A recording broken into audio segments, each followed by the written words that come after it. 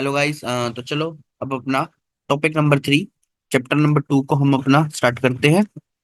इसके अंदर बेसिकली हम टेस्टिंग टाइप्स के बारे में देखेंगे कि टेस्टिंग टाइप्स क्या होते हैं, उसके अलग अलग टॉपिक्स को देखेंगे। तो ये टॉपिक नंबर 3 है चैप्टर नंबर 2 का।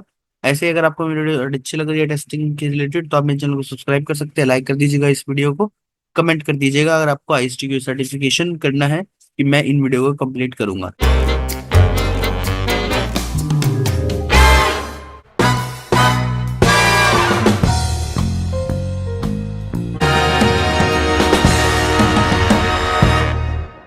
तो इस टॉपिक के अंदर हमारा बेसिकली 3 हिस्सों में बटा हुआ है।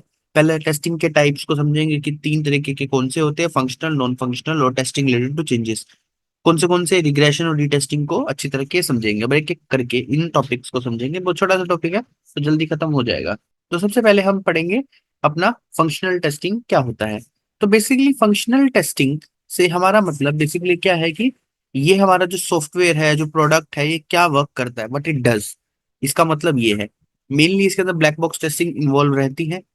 इसका मेन फोकस कस्टमर की रिक्वायरमेंट को समझना और उसको एग्जीक्यूट करके अपने टेस्ट केसेस के फॉर्मेट में चलाकर देखना, उसकी फंक्शनैलिटी को चेक करना हमारा मेन मकसद रहता है। ये एक क्वालिटी एश्योरेंस का एक प्रोसेस है। सीधी सी बात है कि क्वालिटी को हम एश्योर कर रहे हैं कि फंक्शनैलिटी वो वर्क कर रही है या नहीं कर रही।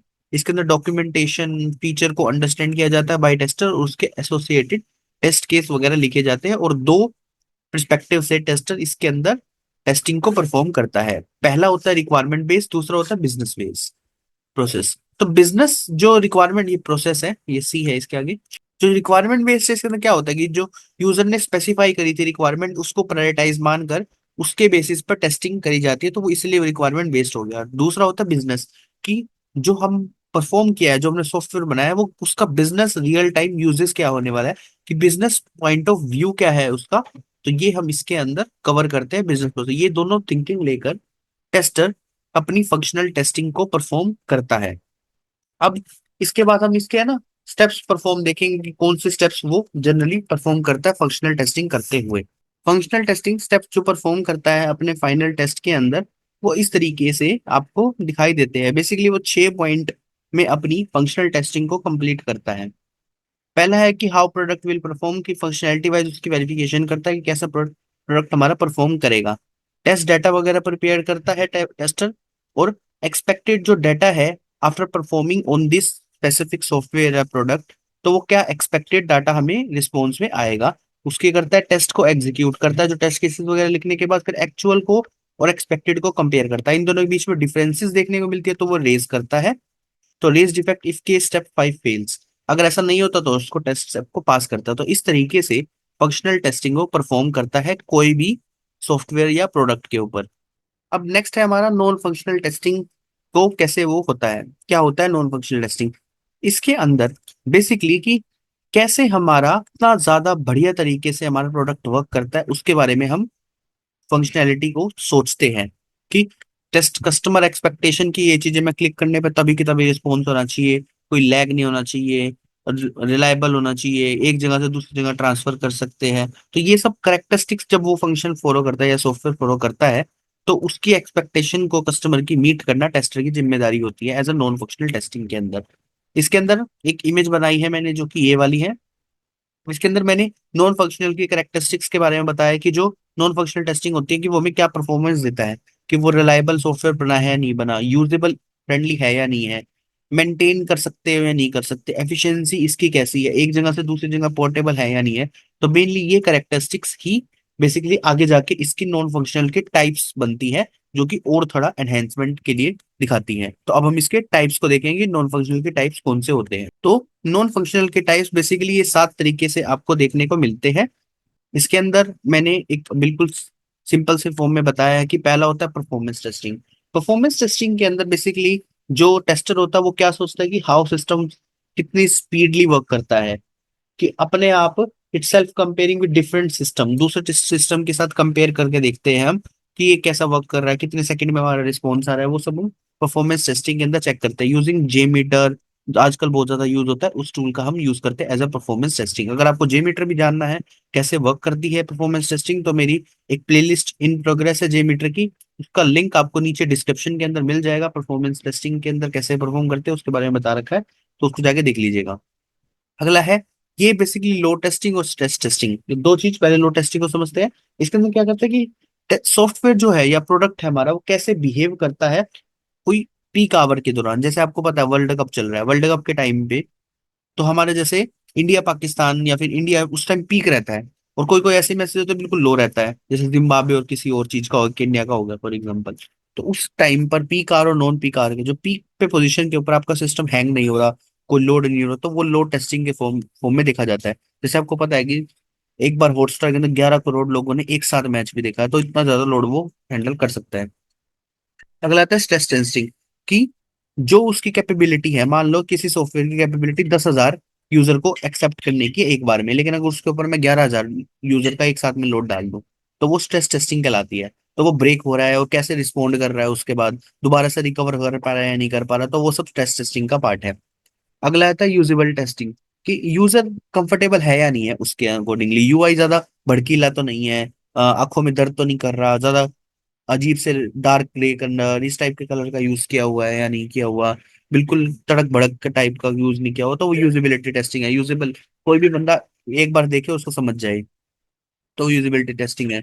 मेंटेनेबिलिटी टेस्टिंग की कितना आसान है उस प्रोडक्ट को मेंटेन बनाए रखना। जैसे आपको व्हाट्सएप देख रहे हो कितने टाइम से सिमिलर यूआई लगभग देखने को मिलता है, तो वो मेंटेन करके रखा हुआ है उन्होंने, उसको कोई भी चेंजेस करते हैं तो अपना बाग में आता है वो इंस्टॉल कर सकता है। अगला है reliability, should give correct result output. मान लो अगर 2+2 है कैलकुलेटर के अंदर, अगर ने उसको चेक किया तो 4 आना चाहिए, अगर वो 5 दिखा रहा है तो आप उसको रिलायबल नहीं मानोगे।